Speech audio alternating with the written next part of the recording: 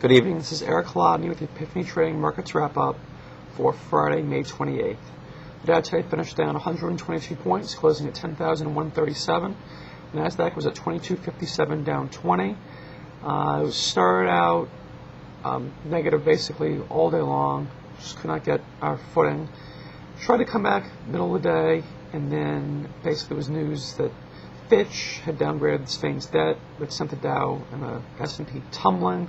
Dow got down about 160 points, tried to make a game of it again and coming back, and then sold off right at the bell to finish not exactly on our lows, but certainly much closer to the lows than the highs. NASDAQ, for perspective, the high was 2277, low was 2241. We finished at 2257.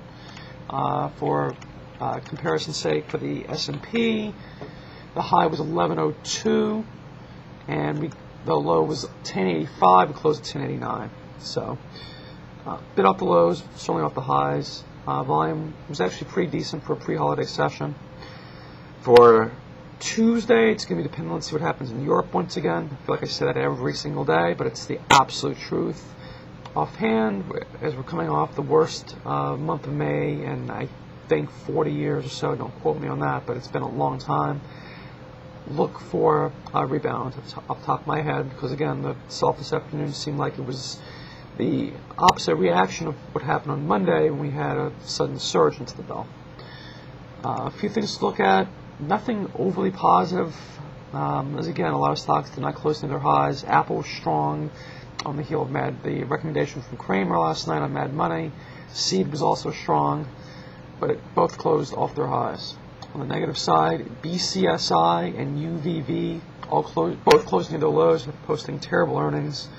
And the drillers, ATPG, OII, DRQ, DO, and SLB, among others, closed very weak on worries of further restrictions in the oil drilling industry. And again, with things closing kind of in the middle of a range, there's just not a lot of extremes here.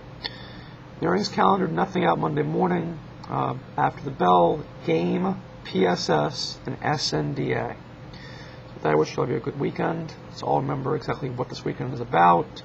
So while we're out doing things like going to Central Park, which some of us are going to do on Monday with our kids, it's also going to be a sad day also, as we remember family members and friends who were lost to war, and wars defending the very freedoms that we have. So get off my little soapbox, but it's certainly, that's the whole point of the day. With that, I wish all of you a good night, a very good long weekend, and good luck trading on Tuesday.